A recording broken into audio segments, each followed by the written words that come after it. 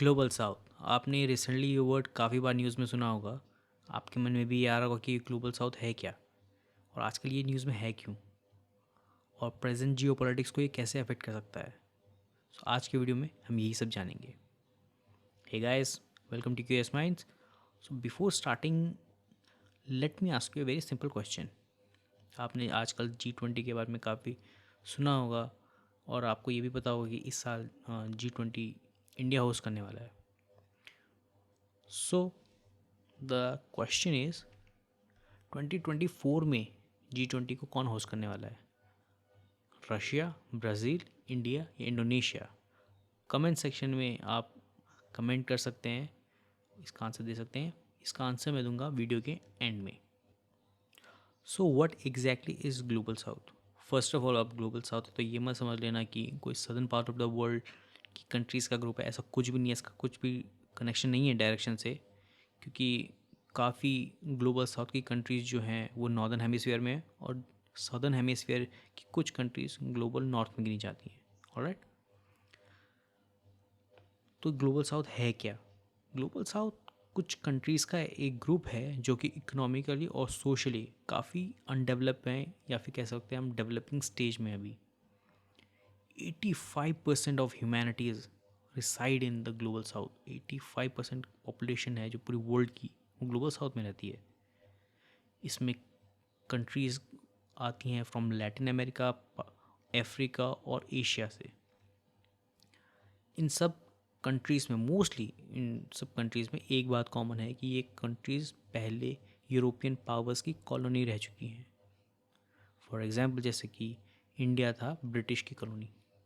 Alright, अब south है तो नॉर्थ भी होगा। अब ये ग्लोबल नॉर्थ क्या है? ग्लोबल नॉर्थ उन कंट्रीज़ का ग्रुप है जो कि डेवलप समझी जाती हैं, जिसमें US, Canada, Russia, Israel, Hong Kong, Japan, south Korea, Taiwan, Australia और न्यूजीलैंड आते हैं। सो जो ब्रांड लाइन है वो डिवाइड करती है ग्लोबल नॉर्थ को ग्लोबल साउथ से। सो ये अभी न्यूज़ में क्यों था? क्योंकि रिसेंटली इंडिया ने ग्लोबल साउथ समिट को होस्ट किया था, जिसमें 125 कंट्रीज़ ने पार्टिसिपेट किया, जिसका एम था कि ग्लोबल साउथ की कंट्रीज़ को एक प्लेटफॉर्म देना जहाँ पे वो अपनी कंसर्न्स रख सकें। So because of pandemic and then Russia Ukraine war, global south की कंट्रीज़ को काफ़ी प्रॉब्लम्स फेस करनी पड़ी हैं, जैसे कि disruption in supply chain, semiconductors की शॉर्टेज हो जाना, फूड की शॉर्टेज, फर्टिलाइज़र की शॉर्टेज, और एनर्जी के प्राइस बढ़ जाना।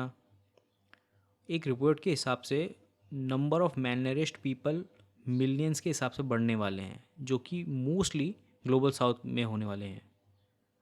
और जब आपको पता ही होगा कि जब एनर्जी के प्राइस ऊपर जाते हैं तो other sectors of the economy भी सफ़र करती हैं। इसके अलावा भी ग्लोबल साउथ काफ़ी प्रॉब्लम से जूझ रहा है, जिसमें क्लाइमेट चेंज भी है, क्योंकि क्लाइमेट चेंज में हिस्टोरिकली ग्लोबल नॉर्थ का कंट्रीब्यूशन ज़्यादा है, लेकिन सफ़र ग्लोबल साउथ कर रहा है।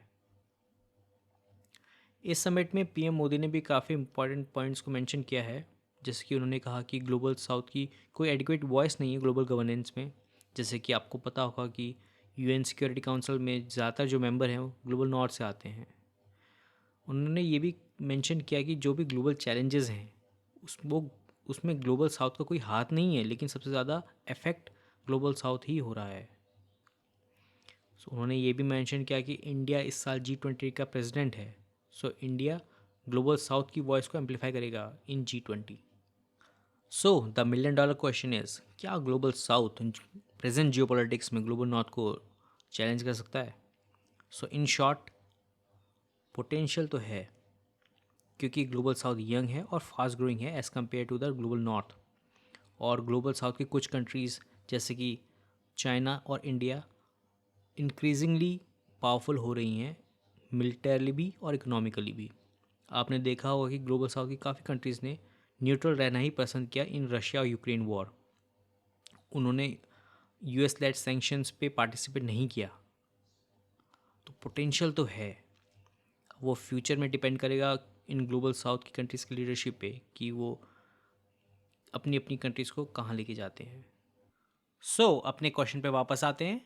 2024 में G20 समिट को कौन होस्ट करने वाला है? रशिया, ब्राज़ील, इंडिया या Indonesia? So the correct answer is Brazil. So अगर आपको ये वीडियो इन्फॉर्मेटिव लगी होगी तो don't forget to like, share and subscribe to our channel for more content like this. And once again, thanks for watching.